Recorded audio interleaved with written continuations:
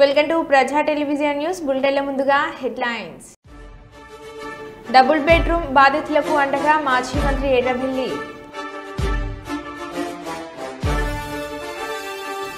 Drugs రహిత సమాజాన్ని నిర్మిద్దాం, మాదక ద్రవ్యాల నిర్మూలనకై అవగాహన సదస్సు.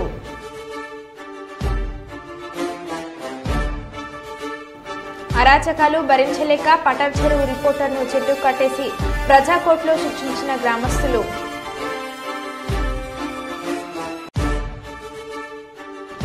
వరల్డ్ హార్ట్ డే సందర్భంగా అమలాపురంలో 3K రన్.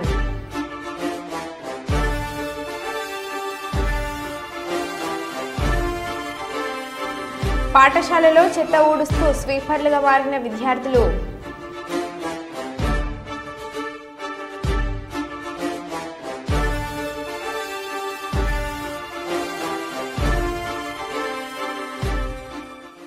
ఇక వివరాల్లోకి వెళ్తే జంగామ జిల్లా కలెక్టర్కు ఎల్లారాయిని తొర్రూరు డబుల్ బెడ్రూమ్ లబ్ధిదారులతో కలిసి వినతి పత్రం అందించి నిరుపేదలకు న్యాయం చేయగలరని కోరిన మాజీ మంత్రి ఎర్రబెల్లి దయాకర్ రావు. అనంతరం వారు మాట్లాడుతూ గత ప్రభుత్వంలో నిరుపేదలకు ఇచ్చిన డబుల్ బెడ్రూమ్ ఇండ్లను గుంజుకోవడం ప్రజాస్వామ్య విరుద్ధమని, పార్టీలకు అతీతంగా గ్రామ సభలో అభ్యర్థులను ఎంపిక చేశామని, డబుల్ బెడ్రూమ్స్ లో ఉన్నవారు పేదలే అన్నారు. పేదలకు అన్యాయం చేస్తే ఊరుకునే ప్రసక్తి లేదని, పేదల పక్షాన పోరాడతామని, న్యాయం జరిగే వరకు కొట్లాడతామని అన్నారు.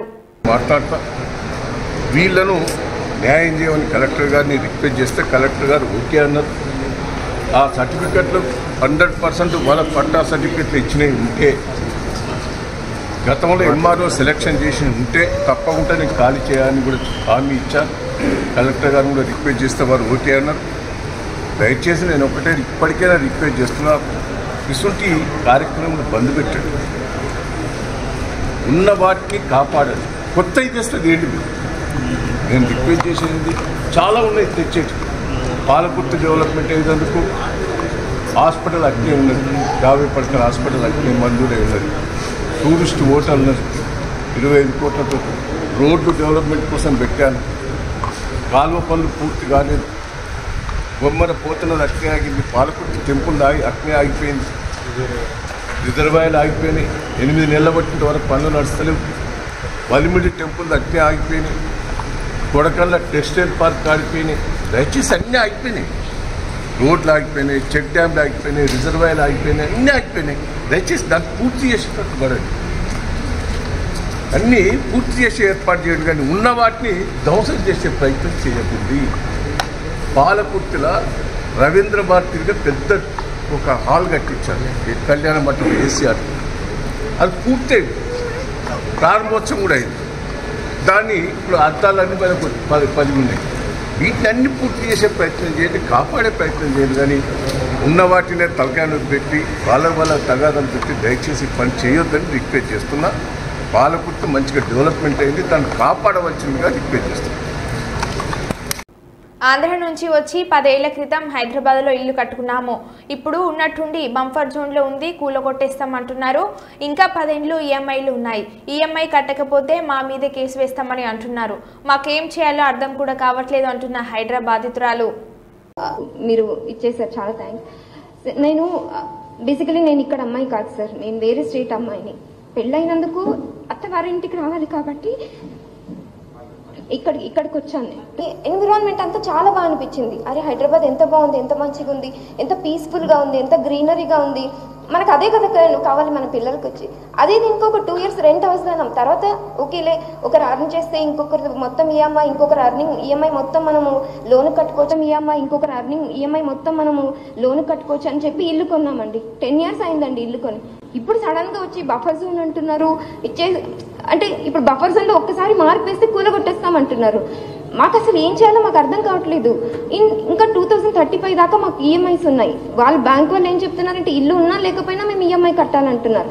అదేలా అవుతుంది? అండ్ దీంతో పాటు ఇంకొకటి ఏంటంటే ఈఎంఐ కట్టకపోతే మా మీదే రివర్స్ కేర్స్ వేస్తారంట. అంటే మేము ఇల్లీగల్గా వాళ్ళకి డాక్యుమెంట్స్ ఇచ్చి మేము ఇచ్చేసామని మా మీద వేస్తారు. సో ఏదని బర్డన్ మేము బేర్ చేయాలండి ఇంత కష్టపడి. అండ్ మోరోవర్ మేము ఒక మంచి ఫ్యామిలీ నుంచి వచ్చిన వాళ్ళం. మనకంటూ కొంటే అవన్నీ కష్టాలు డ్రీమ్స్ ఉంటాయి, అన్నీ ఉంటాయి, అవన్నీ ఫుల్ఫిల్ చేసి అవన్నీ కష్టాలు ఎదుర్కొంటూ మేము ఈ స్టేజ్కి వచ్చాం.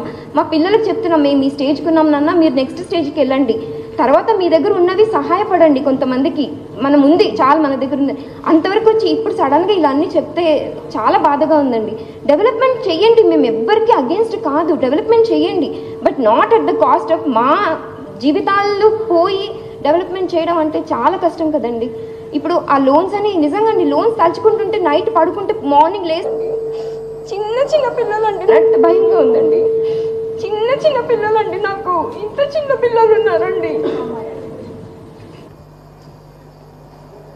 తెలుగుదేశం పార్టీలో కష్టపడిన ప్రతి ఒక్కరికి తగిన గుర్తింపు ఉంటుందని కుప్పం నియోజకవర్గం Telugu Desam party incharge APSRTC vice chairman PS Muniratnam అన్నారు.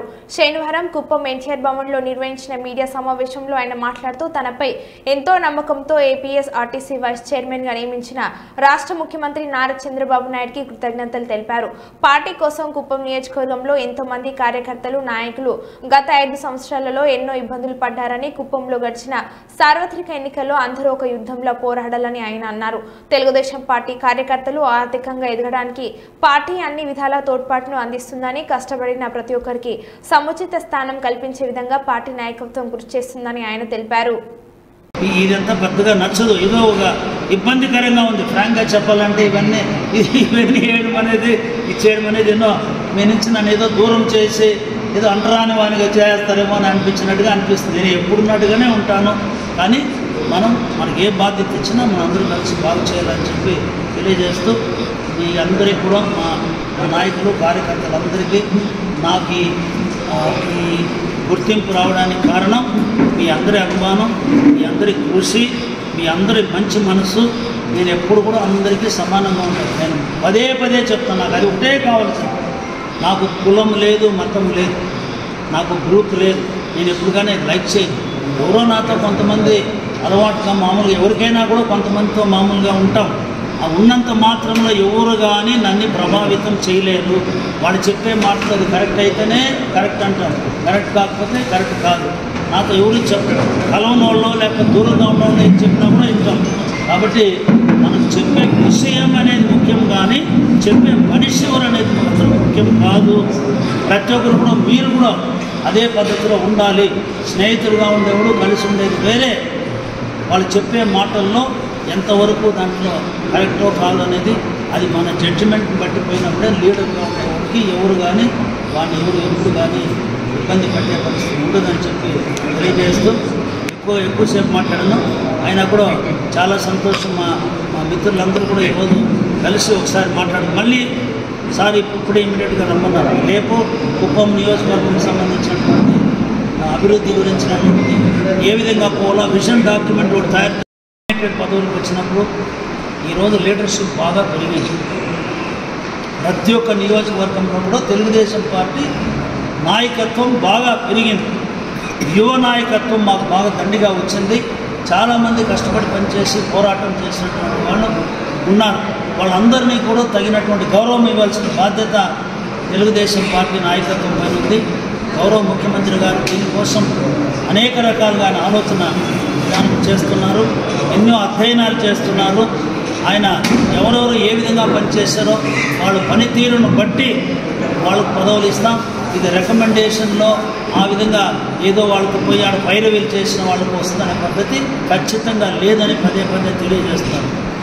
ఈరోజు ఈ పార్టీలో పదవులు గౌరవాలను వచ్చేది 3-4 రకాలుగా చేస్తాం. మొట్టమొదటి నామినేట్ పదవుల్లో ఎక్కడ ఎవరికి ఇవ్వాలనేది అధ్యక్షులు వారు నిర్ణయించి తప్పకుండా మా కుప్పం నియోజకవర్గంలో కూడా వీలైనంత మంది, ఎక్కువ మందికి వివిధ రకాల నామినేటెడ్ పోస్టులు తప్పకుండా మేము అకామిడేట్ చేస్తాం. రెండవది, ఎన్నికల్లో త్వరలోనే రాబోయే ఇంకా 1.5 సంవత్సరంలో మాకు స్థానిక సంస్థల ఎన్నికలు వస్తాయి. అప్పటికి ప్రజల్లో మంచి పలుకుబడి కలిగినటువంటి వ్యక్తులు, నాయకత్వం కలిగినటువంటి వాళ్ళు మాకు ఎన్నికల్లో పోరాటం చేసేదానికోసం మంచి నాయకులను కూడా మేము పెట్టుకోవాల్సి వస్తుంది. కాబట్టి ఎన్నికల్లో గెలిచే నాయకత్వం అనేది అది ఒక రెండవ రకంగా ఉంటుంది. మూడవది, తెలుగుదేశం పార్టీ ఈరోజు మనం అధికారంలో ఉన్నాం. తెలుగుదేశం పార్టీ పొలిటికల్ గవర్నెన్స్ అని మనం చెప్తున్నాం. కాబట్టి పార్టీ పరంగా కూడా పదవులు అనేది ఎవరెవరికి ఏ స్థాయిలో ఇవ్వాలనేది మూడవ రకంగా మనం పనిచేసిన కార్యకర్తలన్నీ కూడా ఆ విధంగా కూడా మనం కవర్ చేస్తాం.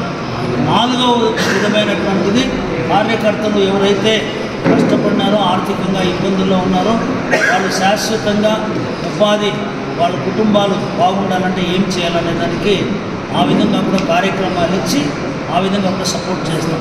ఈ 4 రకాలుగా తెలుగుదేశం పార్టీ కుప్పం నియోజకవర్గమే కాదు ఆంధ్రప్రదేశ్ మొత్తం కూడా ప్రత్యేకించి కుప్పంలో ఈ విధంగా మా పార్టీ కార్యకర్తలు నాయకులందరినీ కూడా కవర్ చేస్తామని తెలియజేస్తూ ఈరోజు ఏపీఎస్ అరాచకాలు భరించలేక పటాన్ చెరువు రిపోర్టర్ను చెట్టు కట్టేసి ప్రజాకోర్టులో శిక్షించిన గ్రామస్తులు. ఇప్పుడు నేనున్నా బట్టే బతికినా काम करने का टाइम అయితే నాకు ప్లాట్ అడిగినవా ప్లాట్ అడిగినవా నేను నీకు ప్లాట్ ఇచ్చిన 100 గజాలు చెప్పు నువ్వు నిజాలు వినాలి నేను 100 గజాలు ప్లాట్ ఇచ్చిన ఈ భార్య పేరు మీద చేసుకున్నా నా దగ్గర డాగేసి 100 గజాల ప్లాట్ రిజిస్ట్రేషన్ చేపించి ఇచ్చిన అపార్ట్మెంట్ కట్టుకుండు నాకు 1.5 అపార్ట్మెంట్ ఇంటికి వస్తే ఆ డెవలప్మెంట్ 100 గజాలకు మళ్ళీ సగం ఫ్లాట్ ఎక్కువ నా దగ్గర నుంచి 4 లక్షలు ఇచ్చి అది సగం ఫ్లాట్ కూడా 15 లక్షలు తీసుకున్నాను. అది సగం అబద్ధాలు మాట్లాడకు నువ్వు ఒట్టి తిని చెప్తా 4 లక్షలు సగం ఫ్లాట్ వస్తుందా 15 లక్షలది ప్లాట్ నాకు అది 40 లక్షల ప్లాట్ పోతుంటే నువ్వు 4 లక్షలు ఇచ్చినావా లేదా 20 లక్షలు జాగల డబ్బులు ఇచ్చిన 4 లక్షలు ఇచ్చినవా 20 లక్షలు ఇచ్చినవా వీడు ఏం చేసినట్టు చెప్తా ఇనుండి అదొకటి. మొన్న ఏమన్నాడు సార్ ఇదేంటంటే వచ్చి పిలిచి ఊరికి వచ్చి ఊరలో అన్ని కులగొట్టినావు మన కంప్లైంట్ ఇచ్చి నువ్వే నువ్వు ఫోన్ చేసి నాకు ఫోన్ చేసి జర దూరం జరుగుతుంది నాకు ఫోన్ చేసి మీ ఊర్లో ఒక్క ఇల్లు ఉండొద్దు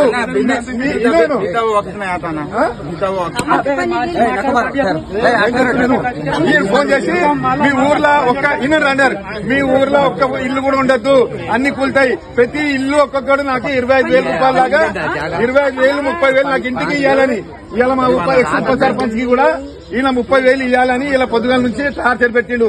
ఫోటోలు అందరి ఊర్లో ఫోటోలు తీసుకుంటా తిరిగి నేను మొత్తం మీకు అపార్ట్మెంట్ ఇల్లు అన్ని కూలగొట్టా అవన్నీ కూలగొట్టా ఇక అబద్దాలు చెప్పండి.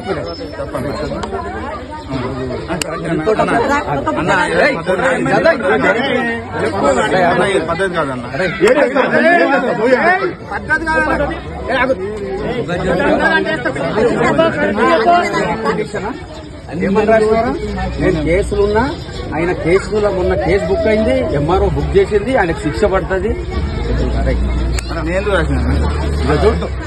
ఓట్ ఆర్డర్ ఎప్పుడు చెప్పు 26/9/2024 రోజున మన బిల్డింగ్లు అన్ని ఇల్లు ఉన్నదిరా కార్లో తెప్పిస్తుంది.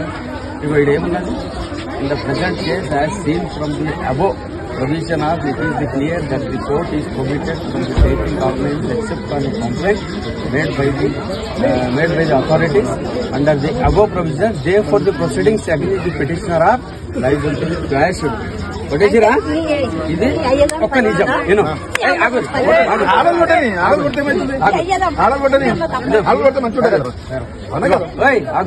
ఇదేముంది మళ్ళా అకార్డింగ్లీ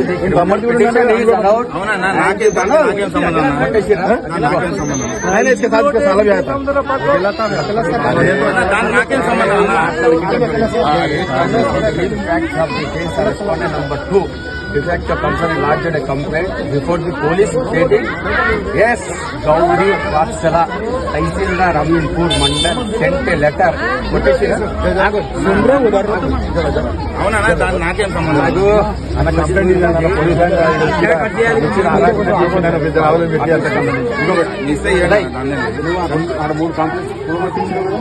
నేను చేస్తానా నాకేం సంబంధం ఉన్నా అది ఇంకోటి నీకు నేను ఇల్లు ఒకటి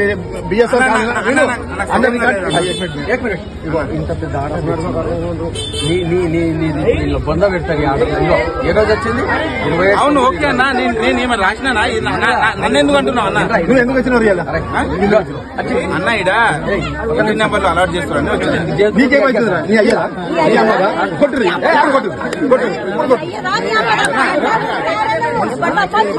ఇల్లు నంబర్ ఇవ్వద్దంట అంటే ఊరోళ్ళు రోడ్లు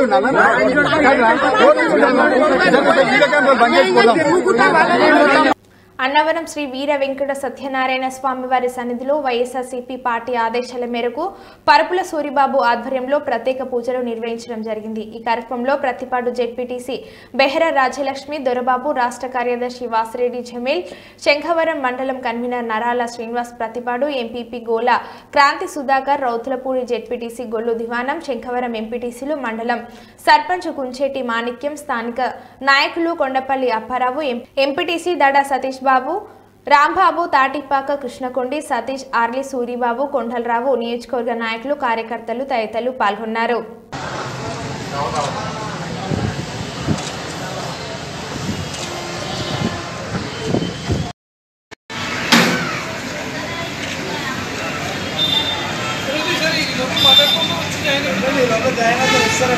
అన్నవరం గ్రామంలో దేవాలయంలో పూజలు చేసి అందరినీ ప్రార్థించడం జరిగింది. దీనికి కారణం ఏంటంటే చంద్రబాబు నాయుడు గారు, ముఖ్యమంత్రి చంద్రబాబు నాయుడు గారు లడ్డూ మీద వ్యాఖ్యలు చేసి దాని పవిత్రతను దెబ్బతీశారు. అలాగే తిరుపతి వెంకటేశ్వర స్వామి ప్రతిష్టను కూడా దెబ్బతీసే వ్యాఖ్యలు చేశారు. ఏ విధమైన ఆధారాలు లేకుండా అకారణంగా జగన్ గారి మీద, ప్రభుత్వం మీద నిందలు మోపి వాళ్ళని ప్రతిష్టను దిగజార్చడానికి ప్రయత్నం చేశారు. అంతేకాకుండా భక్తుల మనోభావాలు కూడా దెబ్బతీశారు. అందుకని ఆయన చేసిన అపచారానికి రాష్ట్ర ప్రజల మీద ఆ దేవుడి ఆగ్రహం పడకుండా అపచారం ఆయనకే తగిలితే ఆయనకే తగలాలి, ప్రజలకు ఏ విధమైన నష్టం కలగకూడదు. ఆయన చేసిన అపచారానికి చంద్రబాబు నాయుడు గారికి మాత్రమే తగలాలని చెప్పి ఈరోజు పూజలు చేయడం జరిగింది. అందుకని ఇక్కడికి వచ్చిన 50 మంది హైడ్రా కూల్చివేతలలో భాగంగా సంగారెడ్డి మలక్పూర్ చెరువు దగ్గర దూరంగా నిలబడి వీడియో తీస్తూ చూస్తున్న ఒక వ్యక్తికి ఒక రాయి ఎగురు వచ్చి తలకు బలంగా తాకగా ఒకేసారి కింద పడి తల నుండి తీవ్ర రక్తస్రావం జరిగి అక్కడికక్కడే మరణించాడు. మరి కరెక్ట్ తెలుసుకోవాలి బాబు, ముందట్టు కాకు.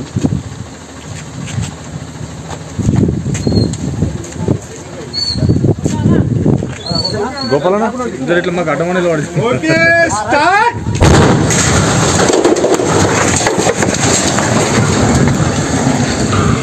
ఇక్కడ అబ్బా తాకింది, అయిపోయింది. కలిగింది.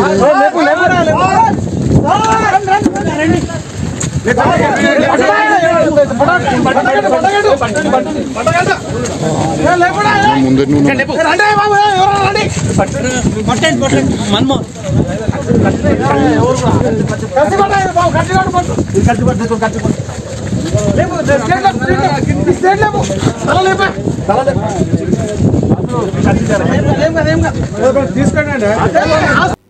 వైజాగ్ స్టీల్ ప్లాంట్ లో కాంట్రాక్టు కార్మికుల విధులు నిలిపివేయడం జరిగింది. 4000 మంది కాంట్రాక్టు కార్మికులు రోడ్డు పాలు కావడంతో ఇది కుట్రపూరిత కార్యక్రమాన్ని అఖిలపక్ష కార్మిక సంఘాలు తెలియజేశారు. కార్మిక వ్యతిరేక కార్యక్రమాలు చేపడుతున్న యాజమాన్యానికి తగిన బుద్ధి చెప్తామని హెచ్చరించారు. నిర్వాసితుల జీవనోపాధిని దెబ్బతీస్తున్న యాజమాన్య చర్యలను ఎండగట్టారు. తక్షణమే తొలగించిన కార్మికులను విధుల్లోకి తీసుకోవాలని, పాసులు పునరుద్ధరించాలని డిమాండ్ చేశారు. కాంట్రాక్ట్ కార్మికులతో కలిసి ఉక్కు అడ్మిషన్ల భవనం వద్ద ధర్నా చేసి నిరసనగా ర్యాలీ నిర్వహించారు. ఈ కార్యక్రమానికి అఖిలపక్ష కార్మిక సంఘాలు ఆదినారాయణ, అయోధ్య రామయ్య, మంత్రి రవి, సుబ్రహ్మణ్యం, శ్రీనివాస్, నమ్మి రమణ, వాసరాల శ్రీనివాస్, ప్రసాద్ కె సత్యనారాయణ, రామస్వామి, ఇతర కార్మిక సంఘ నాయకులు పాల్గొన్నారు. ఖండిస్తుంది. ఏ ఒక్క కార్మికుడి మీద చేయి పెడితే నిన్ను వదలని ప్రసక్తి లేదు, నీ చేయి కావాలంటే తీసేస్తానని ఎవరిని వదులుతున్న ప్రసక్తి లేదని చెప్పేసి చేస్తూ ఇప్పుడే మనకు ఆదేశాలు ఇచ్చారు కాబట్టి మీరు అందరూ డిపార్ట్మెంట్కి వెళ్ళండి, అందరూ డ్యూటీ ఎక్కండి. డ్యూటీ ఎక్కిన తర్వాత ఎవరైనా కాదు కుదరదంటే మాకు ఫోన్ చేయండి, ఇక్కడే ఉంటాం, మీ డిపార్ట్మెంట్ లో కూడా సంగతి చేస్తా అని చెప్పేసి మీ అందరూ కూడా తెలియపరుస్తూ జిందాబాద్ సిఐటియు, జిందాబాద్ జిందాబాద్, జిందాబాద్ సిఐటియు, జిందాబాద్ జిందాబాద్, జిందాబాద్ సిఐటియు, జిందాబాద్ జిందాబాద్. వర్ధిల్లాలి కాంట్రాక్ట్ కార్మికుల ఐక్యత, వర్ధిల్లాలి కాంట్రాక్ట్ కార్మికుల ఐక్యత. ఎస్టీఎం డిపార్ట్మెంట్ లో రమణారావు గారితో మాట్లాడడం జరిగింది, ఎంఎంఎస్ఎం డిపార్ట్మెంట్ లో సైబాల్ సింగ్ గారితో మాట్లాడడం జరిగింది, ఎల్ఎంఎం డిపార్ట్మెంట్ లో ఉదయ్ సింగ్ గారితో మాట్లాడడం జరిగింది. అందరు హెచ్ఓడిస్ తో మాట్లాడాం. అందరు కూడా ఇప్పుడే మాకు సమాచారం వచ్చింది, మేము తీసుకుంటామని చెప్పారు. మీరందరూ కూడా ధైర్యంగా వెళ్ళండి, ఏమి భయపడవలసిన అవసరం లేదు. రాబోయే కాలంలో కూడా మీరు అందరూ కూడా ఇదే ఐక్యతతో పోరాటం చేస్తే మనల్ని ఎవరు టచ్ చేయడానికి వీళ్ళు అవరని చెప్పేసి మీ అందరూ కూడా తెలియపరుస్తూ సెలవు తీసుకుంటారు. ఓకే మిత్రులారా, 5 నిమిషాలు ఓకే ఇంకొక 5 కరీంనగర్ జిల్లా అంబేద్కర్ స్టేడియంలో RTC MD VC Sajjanar, Manakondur MLA Kavampalli Satyanarayana, Jagtial MLA doctor M Sanjay Kumar, Choppadandi MLA doctor Medipalli సత్యంతో కలిసి ఆర్టీసీ ఎలక్ట్రిక్ బస్సులను ప్రారంభించిన రవాణా శాఖ మంత్రి పొన్నం ప్రభాకర్. మంత్రి పొన్నం ప్రభాకర్ మీడియాతో మాట్లాడుతూ రాష్ట్ర వ్యాప్తంగా 500 ఎలక్ట్రిక్ బస్సులని మొదటి విడతగా ప్రారంభిస్తున్నామని, జేబీఎం సంస్థతో ఆర్టీసీ ఒప్పందం చేసుకుంది కాబట్టి హైదరాబాద్ సహా ఇతర జిల్లాల్లోనూ ఎలక్ట్రిక్ బస్సులను ఏర్పాటు చేస్తామని, హైదరాబాద్ రింగ్ రోడ్ లోపల ఒక డీజిల్ బస్ కూడా ఉండకుండా ప్రణాళికలు చేస్తామని అన్నారు.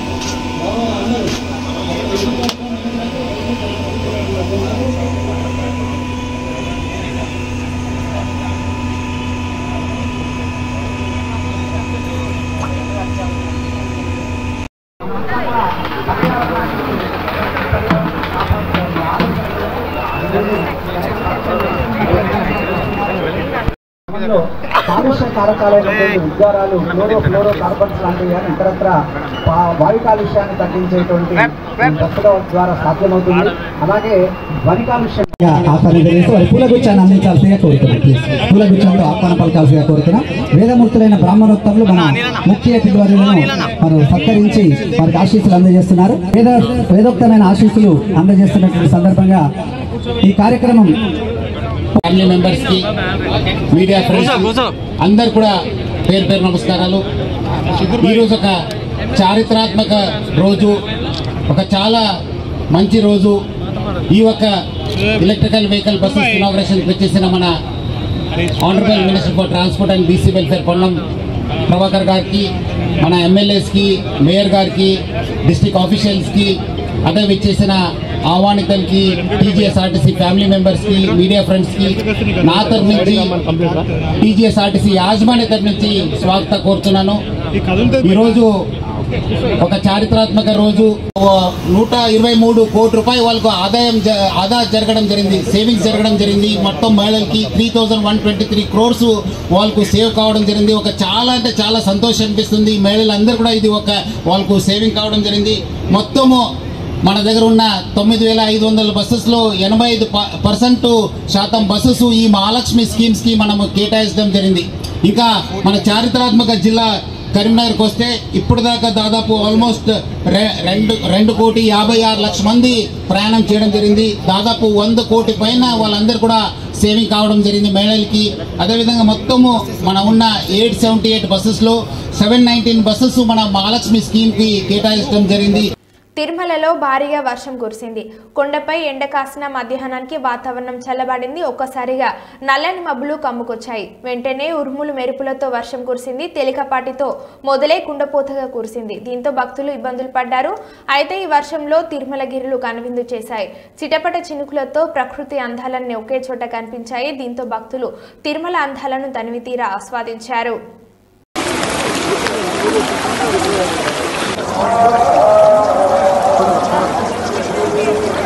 తమిళనాడులోని కృష్ణగిరిలో ఉన్న టాటా ఐఫోన్ల తయారీ ప్లాంట్లలో శనివారం భారీ అగ్ని ప్రమాదం జరిగింది. కంపెనీలోని mobile phones, accessories, painting unit మంటలు చెలరేగాయి. సంఘటన జరిగిన సమయంలో సుమారు 1500 మంది కార్మికులు షిప్లో పనిచేస్తున్నారు. 7 ఫైర్ ఇంజన్లు మంటల్ని ఆర్పే ప్రయత్నం చేస్తున్నాయి. కార్మికులను సురక్షితంగా బయటకు తరలించారు. సంఘటనపై విచారణ జరుపుతున్నట్లు సంస్థ తెలిపింది.